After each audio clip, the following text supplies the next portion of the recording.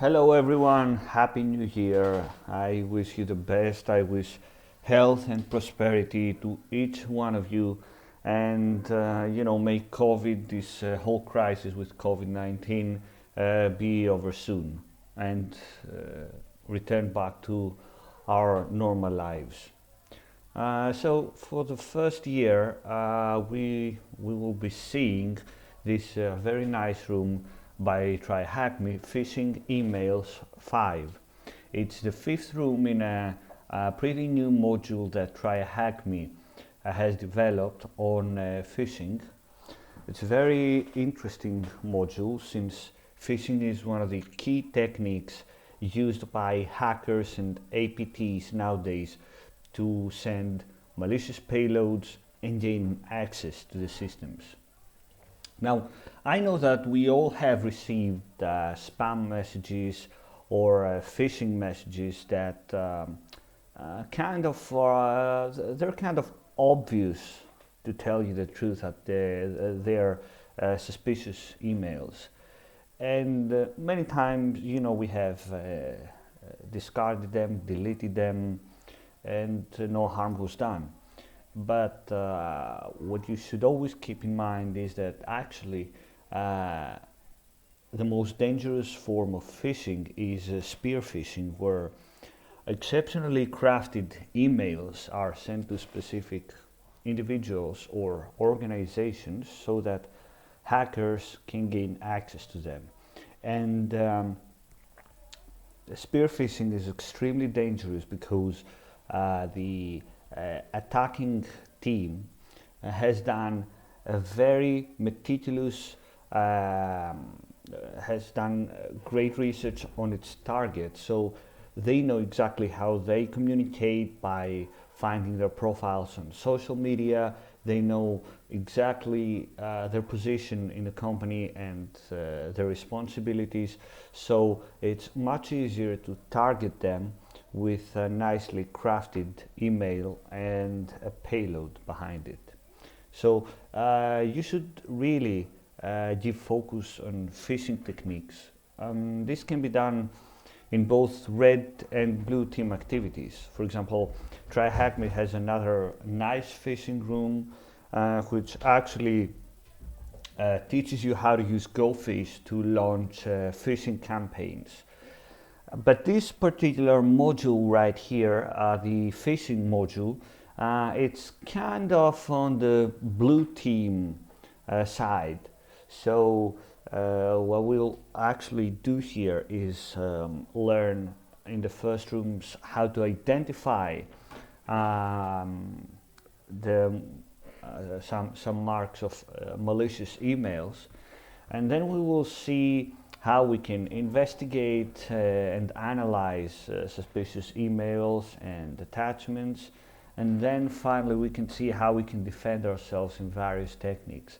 The first two rooms are free, and the other three they're only for VIP subscribers. I do highly recommend that you subscribe to TryHackMe, because just for a minimal price you can really learn a ton on new things. There are rooms that you can learn about tools which you didn't have the chance to do otherwise. For example, you can learn Splunk and many other interesting tools in a very structured way, doing nice and fun tasks which are hard to find in other places, in other cybersecurity resources. So to finish my little introduction, this is a great module. The key is right this room, the phishing emails 3 room, because right here it showcases all the techniques to analyze malicious email. It teaches you how to analyze the headers, which will give you valuable example about emails. It teaches you how to analyze the body. It allows you to launch sandboxes where you can safely analyze malwares, and it's a really good room. It's one of those rooms that make the TryHackMe subscription a must for anyone who wants to learn or improve his skills in cybersecurity. But as I told you today, we're going to focus on the fifth room, which is actually a challenge. It kind of tests your knowledge on all of the 4 previous rooms. It's a very nice and rather simple challenge. It won't be much of a hinder to do. So let's start. I'll let you skip on the on the introductory story here, and we're going to skip to the actual juice of the room. So right here, what we actually need to do is assume the role of a blue team member that has received from an employee, co-employee of his company, a suspicious email, and we have to analyze it by deploying the techniques we have already learned from the previous rooms of this module. So we have opened our THM based attack box, or we could say defense box, because we're blue teaming right here, and we're ready to analyze. Now, the first questions are general questions about this specific email, and this is really something that you actually have to focus each time you analyze an email. You really have to find key information, for example, who has sent the email, what time did he send, what attachments are in there, what links are in there behind the text.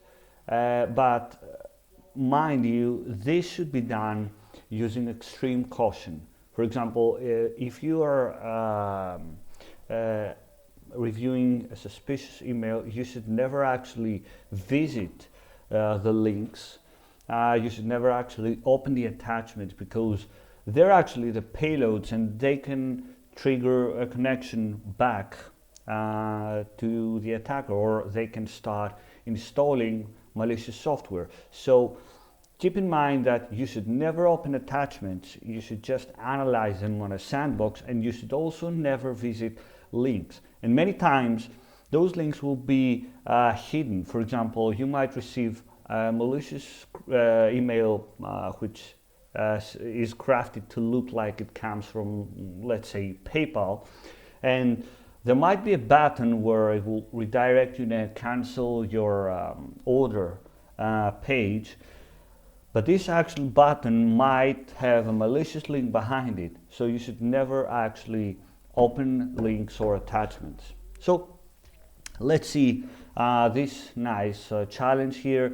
First of all, as we mentioned before, you have to do some research on the email itself, and the best way to do it, if we open this with a text editor, it's right in this form, which offers many information that cannot be seen in the actual email. But if we want to find information on sender and reply back addresses, we have better open this using Thunderbird.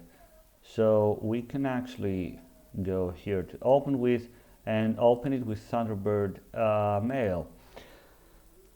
So we're waiting for it to launch, and we're going to analyze our email.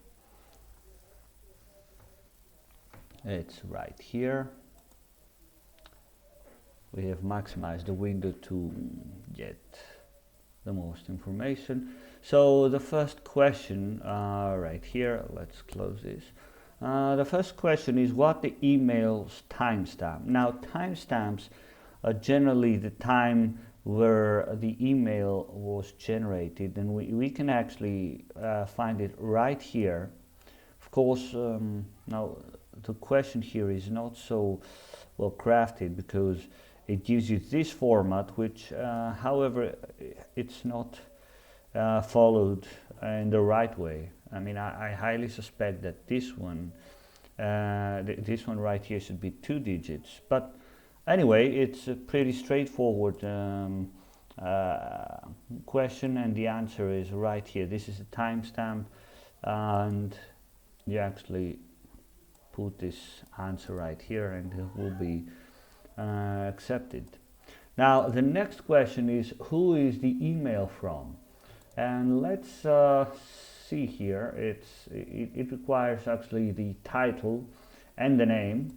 The asterisks in the answer field will hint you towards that answer.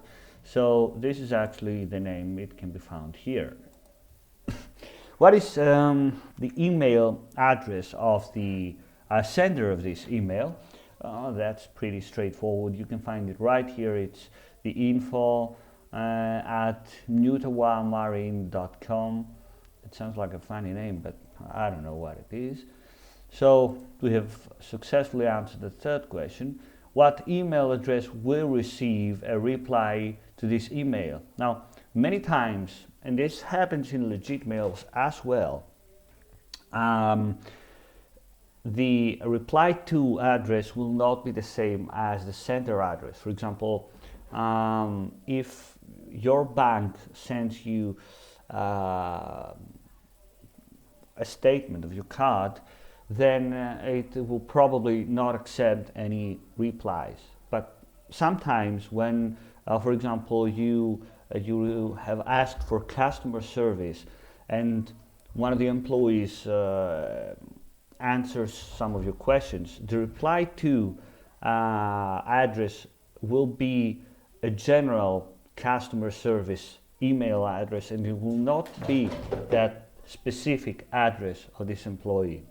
So the reply to address, we can see it's right here, Mr. James Jackson, and it's info.newtawamarine at mail.com. Of course, that kind of looks fishy, but we'll investigate that later on.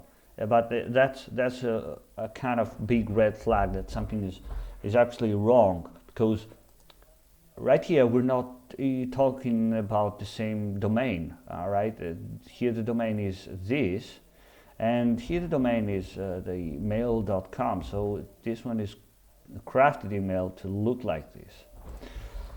Now we need to find the originating IP, and the hint here tells us that it's not the X originating IP, which of course we should suspect, because actually we can see that the X originating IP is not a valid IP address. So right here we need to find the originating IP, which will be the IP hinting towards this right here, domain. So if we copy this and search for it,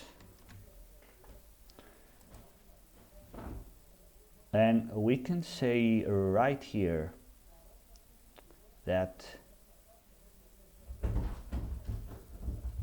this domain links to this address, this port. So this one is the actual IP address of the domain, and this is the IP address from which the email has originated.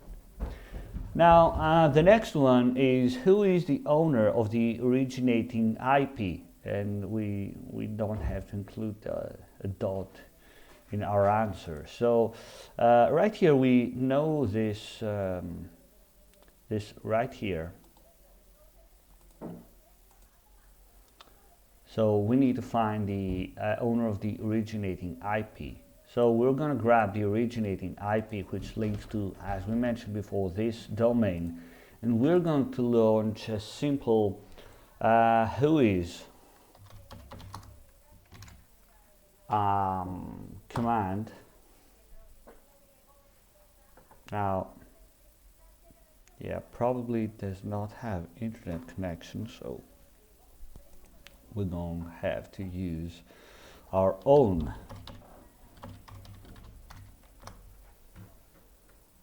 All right, so let's launch whois from our terminal, and we want to find the company, and right here you can see that this is the name. This is it. It's the Hostwinds LLC. LLC stands for Limited Liability Company, and that's the owner of the originating IP. So Hostwinds is offering this IP to host this right here domain. Now we need the next questions focus on the fourth room of this module, which is on specific techniques to protect domains from spamming or spoofing. So right here we need to find the SPF and the DMARC record for the return domain path. Now the easiest way to do this is by using the resources that are given in the fourth room here, and this right here, so you can see it asks for the SPF and the DMARC, and there's a very nice domain health checker resource in the fourth task of the fourth room of this module. It's in dmartian or martian.com, where it's a domain health checker. You can actually enter a domain and see if it's protected against spoofing, phishing, or fraudulent email crafting. So we will actually we will actually go here and copy this domain, the mutawamarin.com. We're going to enter it here, and we can see that it's SPF and DKIM protected, but actually it's not DMARC protected. So actually what this room asks is find the SPF and DMARC records, and this is very easy because you can actually go to details and find the DMARC record. It's right here. You can copy this and place it here, and you can actually find the SPF record, which is this right here. You copy this and paste it, and it will be accepted. Now moving on, we are asked what is the actual name of the attachment. All right. Now we can see this in Thunderbird. That's much easier. And we can see that we have one attachment. Let's write this. As I told you, we should never open attachments, and this is one of the cases. But we can actually copy this right here, name, and paste it. Notice here that it's crafted to look like a PDF file, but the actual extension is a .cab. So when you quickly look through emails, you might say, yeah, this is a PDF, so I can open it, but actually it's not a PDF. Now, right here we're doing a simple bulletin task, and it's easy to notice that because you take your time to look through the emails. But keep in mind that an employee during a typical workday might receive more than 50 or even 100 emails. Some receive even more, so it's very easy to skip these basic checks of security, and it's pretty easy actually to open a malicious attachment or a malicious link, and that's where antiviruses and other systems utilized by the organization, that's where they come to protect the organization from compromisation. So right here we have actually the name of it, and we can answer here. The next one asks about the SHA-256 hash of the file attachment, and this is a rather simple task. Now we already have, yes, we have one open. Let's see where we are. We are at home, so we have to go to desktop and we have the challenge email. So we can use this command, SHA-256 sum, to generate but we actually want we want the hash of the attachment, not the actual email. So what we're going to do here is go to Thunderbird, I'm sorry, here, and we're going to actually save this one. We're going to save it to our desktop.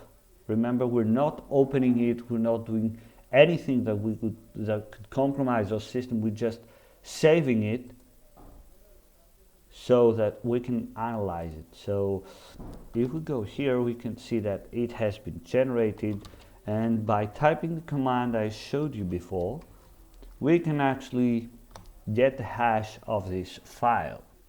Now, getting the hash of this file is very important because we can use an external forensics resource to analyze our file. So we're going to VirusTotal, and we're actually going to see whether this file is malicious.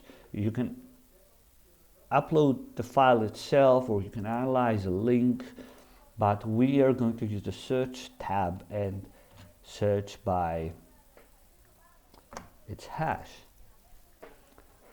And we can actually see here that that's a pretty serious concern, because 18 security vendors have flagged this file as malicious.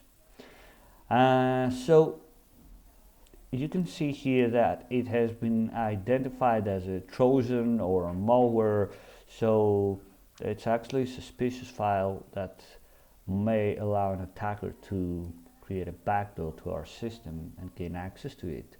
Let's close this one and let's return back. So we already have the hash, we can answer this question, and now we need the attachment file size, and we need to also add the metric unit here. The hint towards us to not go by Linux file properties, but get the actual size of the attachment by using an open source, for example, VirusTotal, and we can easily answer this question here. This is the file size, and we can paste it here. And the final question: what is the actual file extension of this attachment?